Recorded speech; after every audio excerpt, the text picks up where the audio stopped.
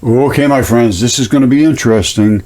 Layers of the atmosphere. Well, if you're on planet Earth, you realize the atmosphere is in turmoil.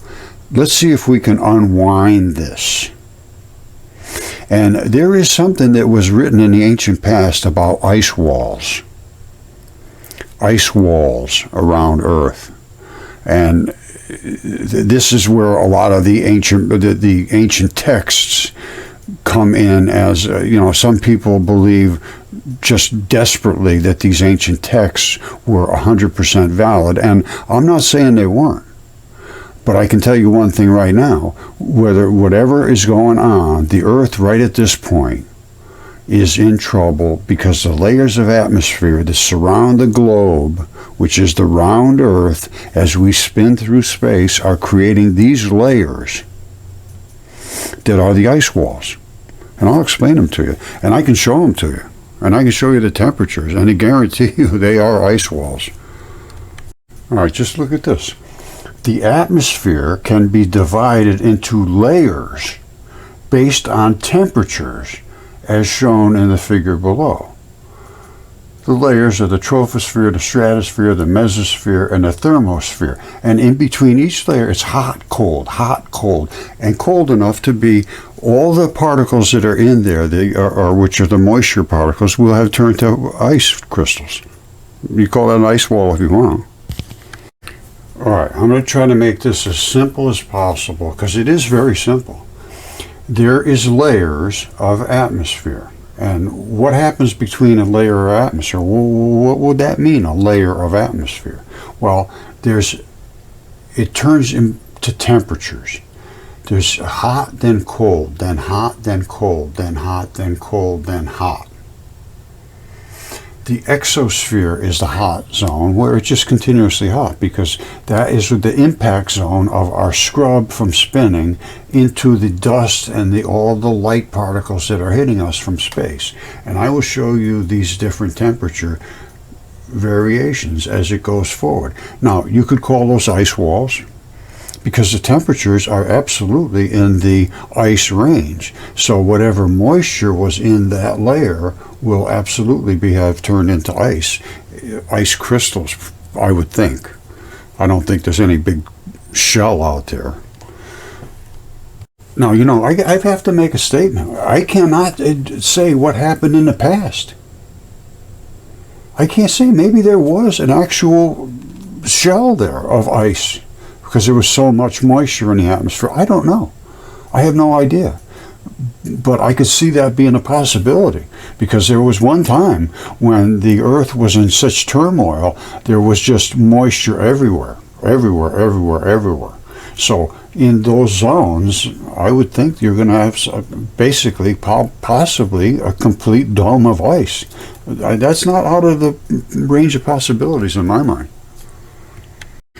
All right, I've been looking deep into this, and I figured out how these dragons actually created this fire, and it happens from their beard. Now, this is the dragon's head, as I have shown you or will show you in great detail, and that's his throat that runs down, and it's completely encased in dragon scales because he's a dragon. All right, you see these are all dragon scales coming down, and they're in little plates so he can move his neck. Now, this is the throat, which is caved in. Now, this stuff here, this yellow stuff, is involved in this chemical reaction, and I'll show it to you, and it is devastating. Now, so here's his throat coming all the way up. All this is what they call effluent. It's all like just body tissue and runoff from a dead, decaying, in this case, gigantic dragon. And this is his body, runs all the way up, that's his neck, and here's his head. They said he had a red flared eye, fiery eye. That's pretty fiery. It's pretty red. And that's right where it's supposed to be for an eye. Now, check this out. They all had beards. That's one beard, that's the other beard. Now, remember I told you about this yellow stuff. You see it coming down here? It's coming down into the beards. You see, that's a beard, and that's a beard. They hang off from the dragons. Now, this one is involved in the chemistry. Now, let me turn off the light so you can see a little better, I hope. Now, again, these are the two beards, and here's this stuff pouring out from that yellow stuff. And it's going into that beard. Now, at this point, it's green, nasty green looking stuff. But then all of a sudden, it changes. And what changed? This thing came in. And what is that? That's literally coming out of his nose. Wait till I show you where it comes from. And that hits this, and then it makes this. It shoots off here. You see it? This is where you really got the squirt out from him all the way down at that fish.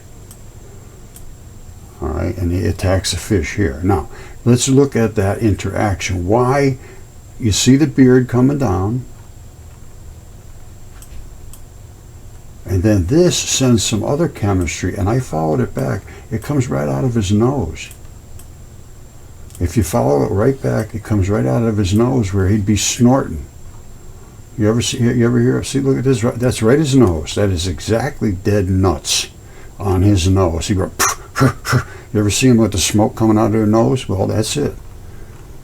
And in this case, it comes down and travels down and intermingles right here with the green. You see the green coming in? And they hook up together here, and they literally combust. They literally combust at this point. Look at this. That is some nasty, nasty chemistry. And it comes down here and flares out. And look at this stuff on the sides. And it squirts out down here onto that fish. Look at this stuff. Look at that. All right, this is all coming down from those beards and from his nose. The two of them together combine right here. You see it? This one comes down and combines with the beard. And right there it squirts down. Now, what does it do? It's that nasty, nasty chemistry. And when it hits things, it starts to erode into them. Now, apparently somewhere up here it started hitting something. I guess the fish's fin was way up in this area. And it started attacking like crazy. Look at that. Isn't that something? Isn't that something? So anyway, the fish's fin is right here. So that's exactly where it started to attack the fish's fin. Right here. You see it burning right into the fish's fin. And it just keeps coming down, attacking, attacking, attacking. And it ate right through the fin and through the flesh up here. And you can actually see the blood vessels, the arteries, the veins, the capillaries. You know, like it's just like it's like you just erased the surface. You see down here, that's artery. They come into the blood vessels. Then the blood vessels dump into the capillaries, these little tiny ones. And then they squirt into the veins. And the black ones pick up the vein blood and bring it back. And this is this fish being attacked by acid. Apparently, to me, I would say this is acid. All right, and over here, the fish's lymph nodes are trying to fight back. You see the lymph, this pink stuff? That's lymph. And it's coming up to try to suck up all this toxin, but it grabs it and it brings it down, and it's so toxic that it kills the lymph nodes. You see it bringing it down, down, down, down, down? It brings it down all the way down to the lymph nodes. Well, here's a better shot of it right here. Well, here's good. This is the best shot. Right here's the lymph node. Follow this back. Where's it coming from? It's coming from this interaction between the lymph pink stuff and the invading toxin. It brings that nasty stuff down to the lymph node. See, it brings it over, dumps it at the lymph node, and the lymph node is being killed. It's being killed. It cannot deal with that toxin. And it tries to. It has filters and everything else. You see the filters? But it's just too toxic. And it kills the lymph nodes. And that's why they're bubbled up in black on the surface. And the whole line of them they're all being killed. All of them being killed down here. Those are all lymph nodes being killed. Trying to absorb this toxin. They can't do it. This is nasty stuff. Alright, and there's the fish. That's his tail. And this is good pink flesh. And all of these are the scales. See the scales going this way? So the fish would be going that way. I believe that's his eye, area of the eye. It's a little obscured in the front because there's this thing here. I don't know what that's about. And there's this thing here. I don't know what that's about.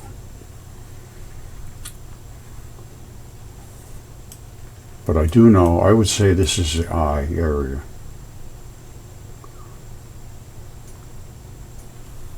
Right up here. So if you just forget about this, this is the fish. Fin up here, comes down. It looks like it had a pretty good sized fin. That looks like fin to me all the way down. Whatever that kind of fish would be, I don't know. But it has a good sized fin that came way up here and seems to trail way off. Way down here, way down here, and then it goes into the tail, and the tail would be up around here, and that would be the end of the tail. So, and the tail right here is right up here. That's my take. And I'm pretty sure that's what it is. It looks like it to me. And then again, you come back up to where you have all your scales. See the scales? So this is pretty conclusive, and this thing runs the entire length across to North Africa. These are still, this right here, is you can see his dragon scales here. And again, the runoff from a dead, decaying creature. But these are his dragon scaled scales. See? That's not just average hills and valleys. And this is running off because the blood ran down into this area. And it's just draining out there. And it just continues on. All of this stuff here, this flailing, is all the tail. He had a big fluty tail, and that's exactly how he's shown on the ancient maps, going all the way from here with his cut throat. You see the throat is cut right here. Now that used to be green as green could be right here. Now it's black. I don't know what happened, but it used to be green like over here. You see. Now, I don't know, it looks to me like it's drying up or something. But it used to be so green, it just knocked your eyes out green. And that's not green anymore. All right, there's one spot right here that's green. It used to be this kind of green everywhere.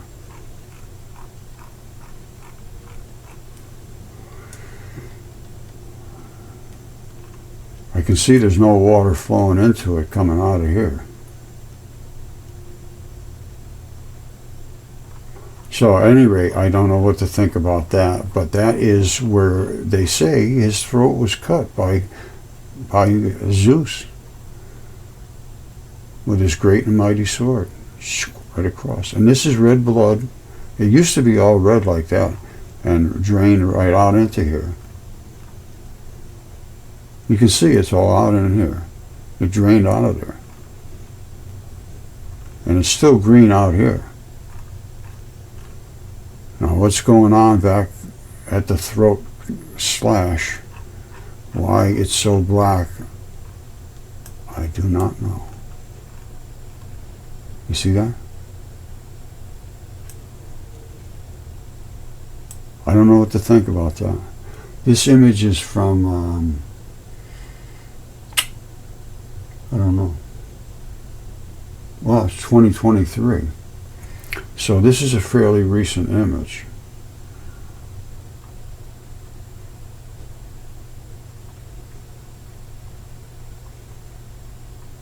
But that's a dragon, my friends. We need to start looking back. You know, it's up to you. If some people are just happy not knowing anything, and sometimes, you know, if you just want to, you know, breeze through life and don't care about reality, well, that may be an option that you might want to use.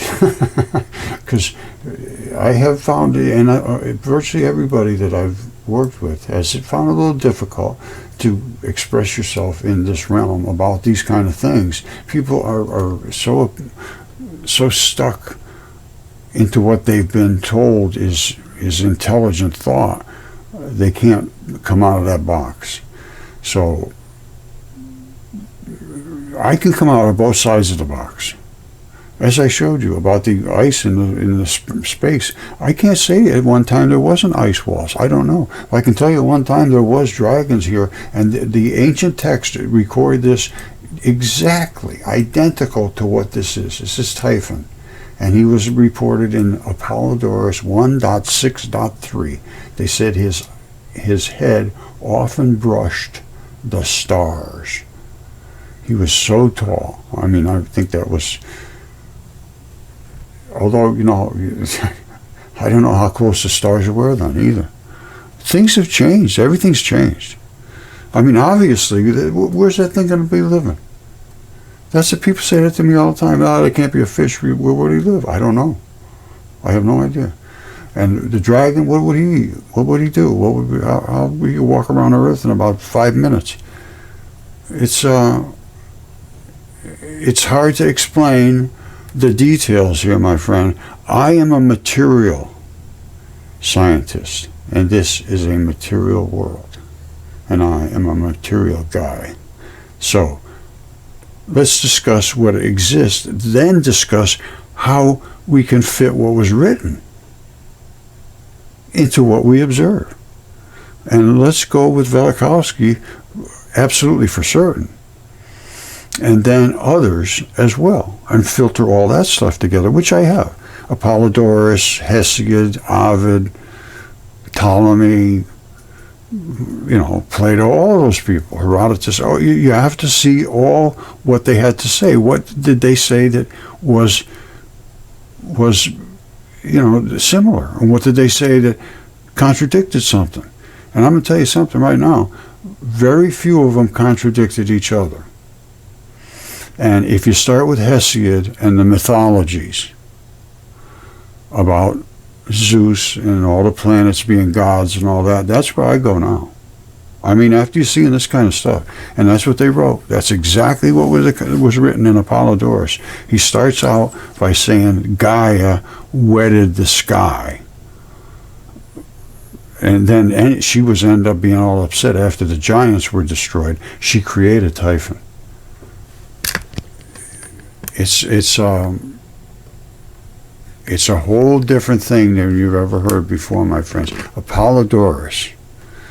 All right, read it. Apollodorus 1.1 talks about Gaia and how the earth was created, and then how the giants were here, and then, I mean, it's so bizarre that nobody would ever consider it possible. But after seeing what you've seen here, and what I have discovered, I don't just consider anything impossible anymore. And I don't have the exact details of how things were back then, because they're obviously different today, given the size of these creatures, and given the fact that planets were literally gods. I have to go with that now. You know, and I also want to be 100% upfront with you. I believe that Jesus Christ did come here to save us from the disaster that is about to befall us. And he was destroyed, and you say, well, You're on your own. Good luck. I gave you the keys to the castle, and you flushed them down the toilet.